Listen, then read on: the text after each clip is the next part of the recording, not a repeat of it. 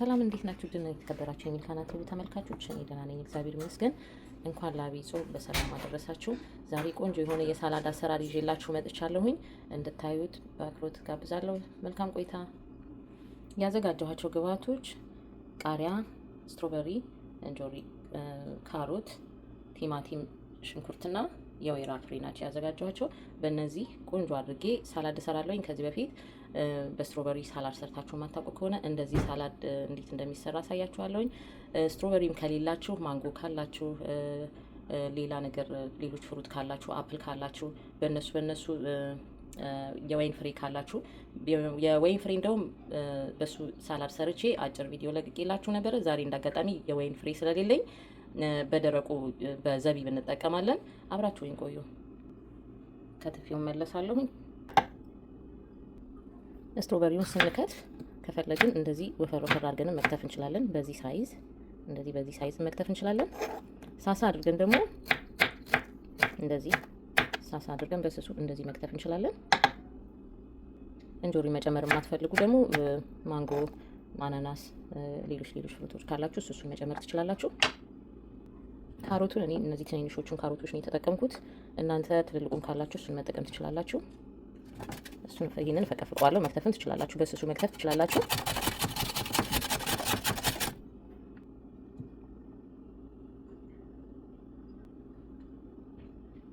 እንደዚህ ፈቅፍቄዋለሁ።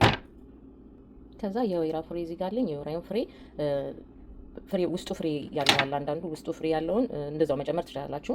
የሌለውንም ድፍኑ መጨመር ትችላላችሁ። አለዛ ግን መቆራረጥ ትችላላችሁ። ውስጡ ፍሬ ስላለው እኔ እንደዚህ ቀርፈዋለሁ ከላዩ ላይ።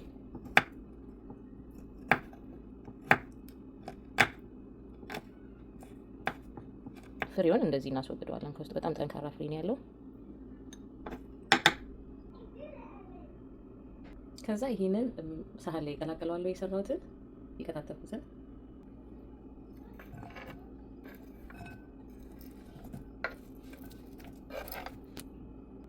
ቃሪያ፣ ሁለት አይነት ቃሪያ የተጠቀምኩት የምታቃጥለው የሚጥሚጣውን ቃሪያና ሌላ ደህና መካከለኛውን የማያቃጥለውን ቃሪያ ተጠቅም ያለሁኝ እና እዚህ ጋር እናንተ ባላችሁ ነገር ነው፣ ቤት ውስጥ ባለው ነገር።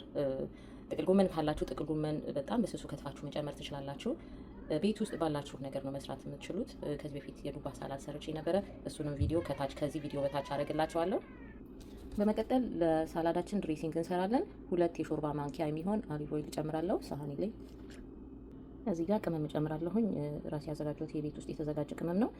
ብዙ አይነቶች ለሳላድ የሚሆኑ ቤት ውስጥ ያዘጋጀው ቅመም ነው። 1 የሻይ ማንኪያ እጨምራለሁኝ። ግማሽ የሻይ ማንኪያ ጨው ጨምራለሁ። ሩብ የሻይ ማንኪያ ኮረሪማ ጨምራለሁ። ከዛ ይሄንን አዋህደዋለሁ አንድ ላይ። ይሄ የሰራሁት የእንትኑ ቅመሙ የሳላድ ቅመሙ እንዴት እንደሚጣፍጥ ሳላድ ላይ ይዤላችሁ ቀርባለሁ።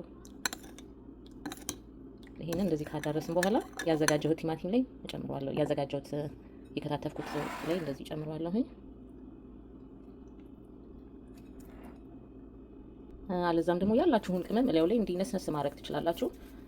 ጊዜ ከሌላችሁ እንደዚህ ለማዘጋጀት ነስነስ አድርጋችሁ ላዩ ላይ ዘይት ጨምራችሁ አዋህዳችሁ መመገብ ትችላላችሁ። ከዛ እዚህ ጋር ዘቢብ አዘጋጅቻለሁ። ደረቅ የወይን ፍሬ፣ ቀዩንም ቢጫውንም የፈለጋችሁትን መጠቀም ትችላላችሁ። ዘቢቡን እንደዚህ እንደባለቀዋለን። ቀዩንም ቢጫውንም መጠቀም ትችላላችሁ። እንደዚህ ደረቁ ከሌላችሁ እርጥቡ ካላችሁ አጋጣሚ ደረቁንም እርጥቡንም ማድረግ ትችላላችሁ። እርጥቡን የወይን ፍሬ እንደዚህ አድርገን ድብልቅልቅ አድርገን ለገበታችን እናቀርባለን። ደረቅ የበሶብላ ቅጠል እንደዚህ ነስነስ እናደርግበታለን። ካላችሁ እርጥቡንም መጨመር ትችላላችሁ። በጣም ብዙ ነገር ነው ሳላድ ላይ የምጨምረው። ከነዚህ ውስጥ ያላችሁን መጨመር ትችላላችሁ እናንተ። እንግዲህ ይህንን በተለይ በዐቢይ ጾም እንደዚህ ሰርተን ብንመገብ በጣም አሪፍ ነው። በማንኛውም ጊዜ እንደዚህ ምግባችን ላይ አንድ አይነት ምግብ ብቻ ከምንመገብ እንደዚህ ሰርተን ብንመገብ በጣም ጥሩ ነው። ለጤናችን በጣም ትልቅ አስተዋጽኦ አለው። እንደምታዩት ብዙ ነገር ነው የደበላለኩበት። ከነዚህ ሁሉ ውስጥ ለጤናችን ብዙ የሚጠቅሙ ነገሮች ስላሉ ሁሉም ለጤናችን ስለሚጠቅመን አንድ አይነት ምግብ ብቻ አንመገብ። እንደዚህ ሽሮም ቢሆን ወይ ምስርም ቢሆን ካለን ከዚህ ጋር እንደዚህ አንድ ላይ ይሄንን ሰራ አድርገን ከተፍ አድርገን በጣም ለራሳችን ጊዜ ሰጥተን ቤት ውስጥ ባለው ነገር እንደዚህ አዘጋጅተን መመገብ እንችላለን። እኔ ምራቄን እየዋጥኩ ነው። በጣም በቃ እንትን ብሎ አስጎምጅቶኛል። ቶሎ ልጨርስና ወደ ገበታ እናቀርበዋለን። ለዛሬ ያዘጋጀውላችሁ ቪዲዮ ይሄ ነበረ። በቀጣይ ሳምንት በቀጣይ ጊዜ ደግሞ እንደ እግዚአብሔር ፈቃድ በሌላ ቪዲዮ መለሳለሁ። ሰላም ቆዩ። መልካም የጾም ጊዜ ይሁንልን።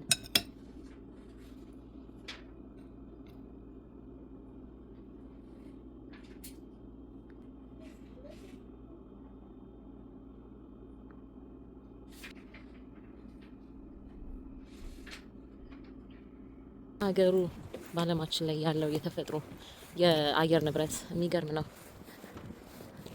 ነው። እግዚአብሔር ስራው በእውነት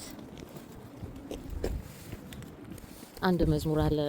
እግዚአብሔር ስራ ግሩም ነው የሚል በልዎ ለእግዚአብሔር ግሩም ግብርከ፣ በልዎ ለእግዚአብሔር ግሩም ግብርከ፣ እግዚአብሔርን በሉት ስራ ግሩም ድንቅ ነው።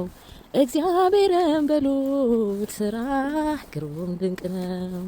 በልዎ ለእግዚአብሔር ግሩም ግብርከ፣ በልዎ ለእግዚአብሔር ግሩም ግብርከ፣ እግዚአብሔርን በሉት ስራ ግሩም ድንቅ ነው።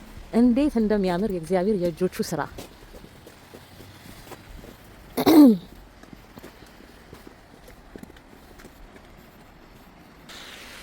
የሰማይ ውበቱ ጠዋት ስትነሱ ከመኝታችሁ ሰማይ ማየት እንዴት ደስ እንደሚል ልክ ጠዋት ላይ ከመኝታችሁ ስትነሱ እዩማ። እንደዛ አይታችሁ ማታውቁ ከሆነ እንደዛ ልምድ አድርጉት። በጣም ነው ደስ የሚለው ጠዋት በቃ የጠዋቱን ብርሃን ማየት በራሱ እንዴት ደስ እንደሚል፣ እንዴት ሰማዩ እንደሚያምር